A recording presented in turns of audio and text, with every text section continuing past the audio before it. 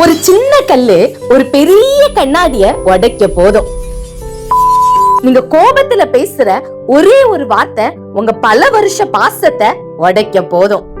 சண்டையில நம்ம பேசுறது வார்த்தை கிடையாது, அது நெருப்பு. நீ எல்லாம் எதுக்கு இருக்க அப்படின்னு நாம கேக்குற ஒரு கேள்வி அவங்க மனசுல ஆறாத வடுவை உண்டாக்கிவிடும். வார்த்தைகளை திருப்பி எடுக்கவே முடியாது. சைக்காலஜில ஒரு உண்மை இருக்கு. நீங்க சத்தமா பேசும்போது மத்தவங்க மூளை தற்காப்பு நிலைக்கு போயிடும். ஆனா உங்க குரல் குறையும் போது அவங்க கோபமும் தானா குறையும். 40 நாள் சவாலோட நாள் 1 இன்னைக்கு இந்த 3 விஷயத்த மட்டும் செஞ்சு பாருங்க. 1. குரல் பரிசோதனை. இன்னைக்கு யார்கிட்டையும் குரலை உயர்த்தாம மென்மையாக பேசுங்க. 2. அன்பை சொல்லுங்க. காரணமே இல்லாம இன்னைக்கு உங்க துணைக்கிட்டையோ உங்க பிள்ளைங்க கிட்டையோ நான் உன்னை நேசிக்கிறேன்னு சொல்லுங்க. 3. 5 நிமிட அமைதி.